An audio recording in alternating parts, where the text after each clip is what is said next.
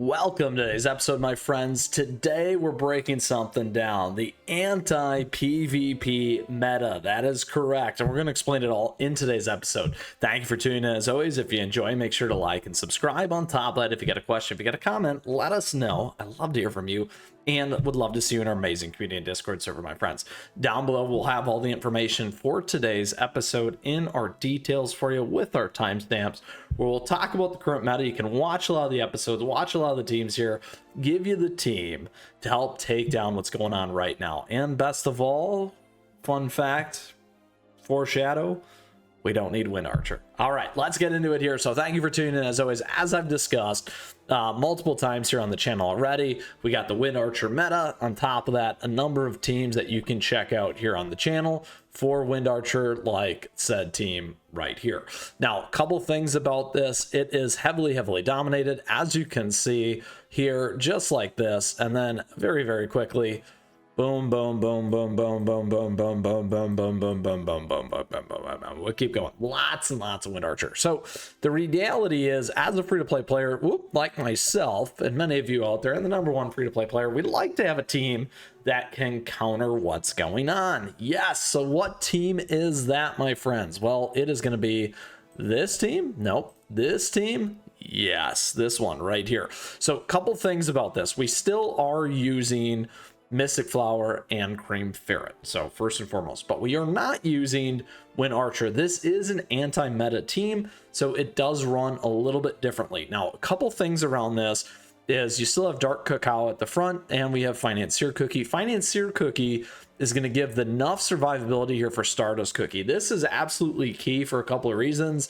because Stardust Cookie is your attack cookie, and Wind Archer likes to go after attack. So you got to be really careful and cognizant and aware of that to keep yourself going. Now, just in case, to be alive a little bit longer, we do have a couple of key treasures that we like to add here. And we'll come back to this in a second. We have Vial of Raging Dunes. Here applies the Vial of Raging Dunes buff, increasing ally cookies attack by 22.7% and crit resist by 17%. And when an ally cookie is revived, the buff is stacked once more and can be stacked up to 2 times. Boom, very good. Additionally, whenever an ally cookie is revived, a Fierce Sandstorm will deal damage to the enemies. Very nice. So we're taking advantage of increased attack, crit resist, and some also revival. Well, great. That's why we got Sugar Swan's Shining Feather here. Revives the first fallen cookie with 85% in their max HP. Boom. And their cooldown resets upon revival. Boom. So if you get it off, you get it off again, and you get the stack of Vial of Raging Dunes. This is also going to become very important here in one more second after I talk about this. Squishy Jelly Watch, we do got our cooldown here.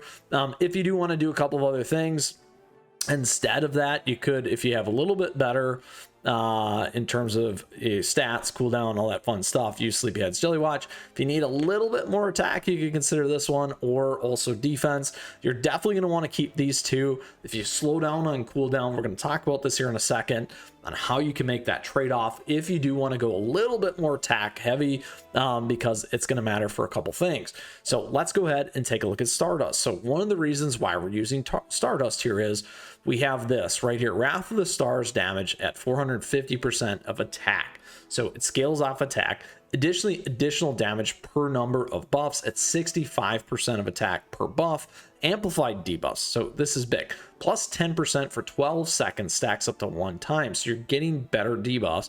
And here we have Sign of the Stars, prevents buffs for 20 seconds, damage received plus 35%, and attack minus 30%, healing minus 40. So this thing does a lot when it hits. So keep that in mind. It's huge. It's a great anti-meta thing.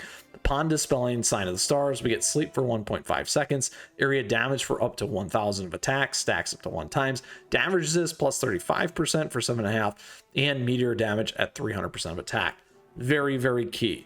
So again, if you do start to think about attack instead of cooldown, we have some other options for you. So this is really the strategy. You're bulking in here with these two, taking the damage with these two, giving survivability here with Financier. You're getting additional attack damage buffing going on here with Cream Ferret into Stardust.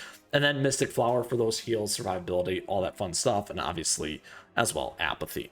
So very, very nice in terms of those pieces. Now, a couple things here when it comes to the gear. Now, you're going to see my setup. I'll talk a little bit about a couple of these different pieces. However, before we get into this piece, as always, we do have all of our Beascuits and topping guides available to you here on the channel. You can check it out. We got a playlist down below. And on top of that, for latest and greatest information, as always, it's a great time to like and subscribe. And if you like it even more, give us a little super thanks, all that fun stuff. So, all right, a couple things here. So what you can do and what you want to do in terms of recommendation here, you're going to want to go on Solid Almond actually here. I still like cooldown, to be honest, but this is going to be your primary kind of tank. Second here, I'm on attack. You could also go Solid Almond here if you wanted. Reality though is you may actually want to consider cooldown and go CD here instead.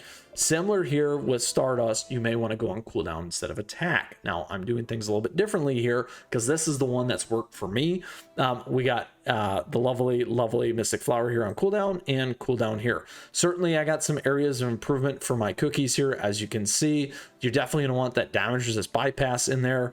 We don't necessarily need survivability with crit resist or debuff resist. We can make it a little bit more attack oriented, attack forward. Again, I got a lot of attack here. We could switch that cooldown if we put the attack in here and damage resist bypass in here as another example. And again, there we go with everything else. Lots of resist here as well. Good cooldown. And then again, damage resist bypass, HP survivability. Again, not necessarily why I'm on attack or on Solid Almond and on attack versus instead. So my point of view here is generally you can be on Solid Almond or cooldown, pretty much for everything. To kind of think about this as the anti-meta here for you. Your big killer is going to be this one, and this one's going to give you a little bit more support here with Dark Cacao.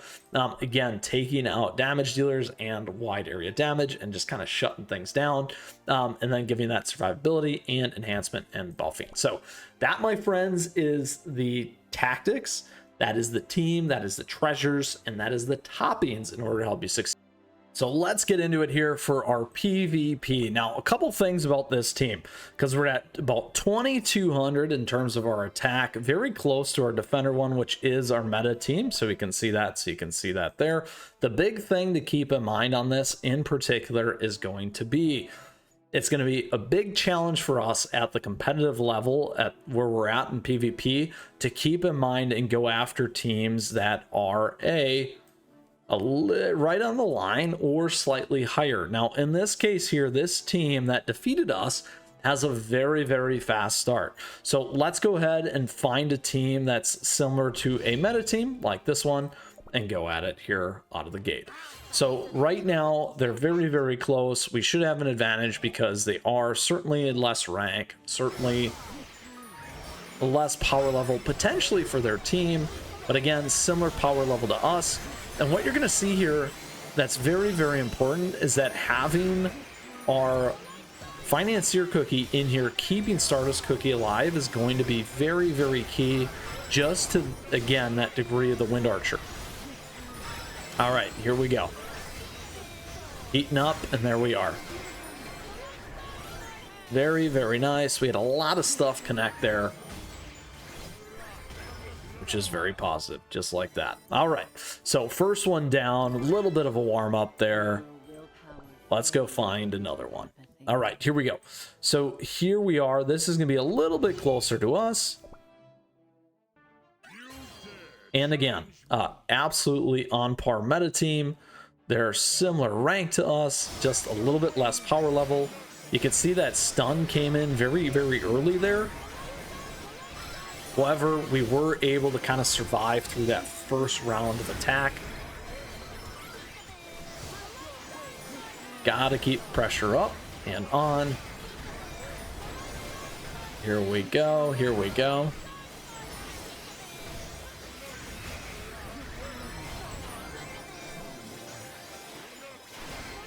Oh, look at this battle. The battle of attrition, as I like to say here with these teams. There's a bigger hit. Dark Cacao's coming in. Getting right down to the end with Financier here. There we go, Cream Ferret. Uh-oh, uh-oh. Time's close. Time is of the essence, my friends. There we go. All right. Let's go grab another one. All right, similar style. We'll come back to this here in a second. All right, we're still ahead of these ones in power level, which is important to keep in mind as we go after it here against cheese tacos. Now, unfortunately, I disconnected, which is why you don't see all this other information up here for this matchup. For our battle, let's go to 2.5. Speed it up, or slow it down, whichever one you like. We'll stay at the 1.5.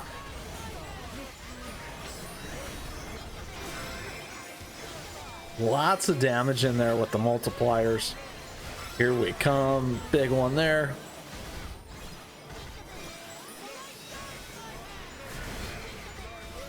Come on, Stardust. Get out of there. There we go.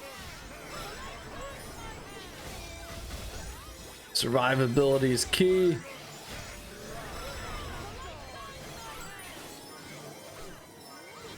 Down to the wire here. 16 seconds left. There we go. Wow, what a match. What a match, my friends. I thought maybe we weren't going to pull through there. However, we were able to make it happen. All right, so very, very important there. We're going to get by this one real quick. And then I'm going to show you what happens when you go after a little bit higher one in terms of power level. Uh-oh, fettuccine.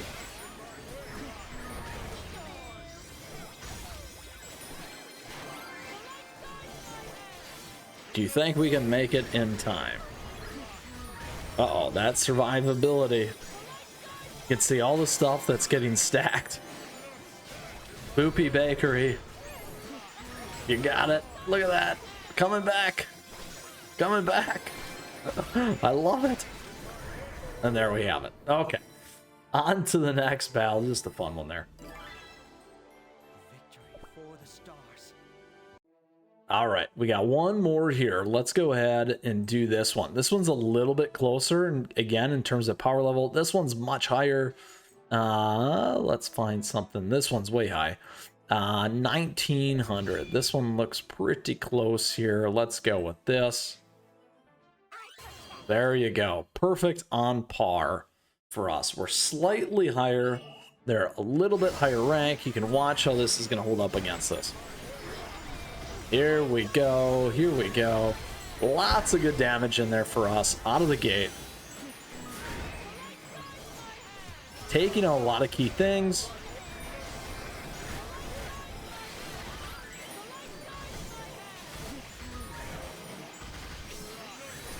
There we go. The anti-meta for you.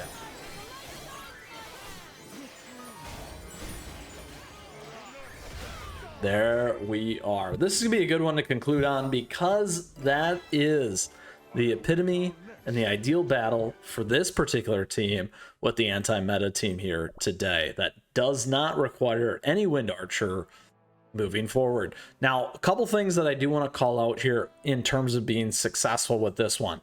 There is always going to be the fine-tuned tweaking when it comes to your gear, when it comes to your toppings, and that orientation. Now, a good indicator, again, of success can be the numbers here in terms of that power level.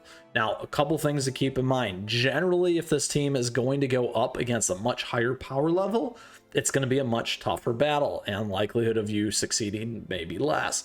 However, something like this team here, which wasn't maybe as well fine-tuned or honed in on their equipment, just could tell due to the battle, which might be like a 2-second start or quickly how fast they hit you, those kinds of things. That will make the difference between some of those power levels, the haves and the have-nots kind of a thing. In general, this team is going to be the team to take down the Wind Archer again. However, you have to keep a couple of these things in mind in terms of success.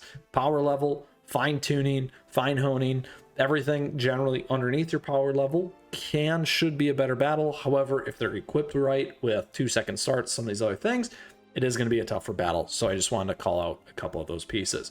And with that, my friends, thank you for joining today. I absolutely love throwing this one together here because I know many players were looking for a non-Wind Archer team. I got a lot of questions around that, and also an anti-meta team. So I wanted to share this one in particular with you here today. And we covered the 4 T's. That's the tactics, the team, the treasure, and the toppings in order to help you succeed. If you still got a question, if you got a comment, let us know because I love to hear from you as always, my friends. And on top of that, please feel free to join us in our amazing community Discord server. I just want to say thank you. Thank you for tuning in. I hope you enjoyed today's episode. I appreciate your support. Thank you for the likes and the subs.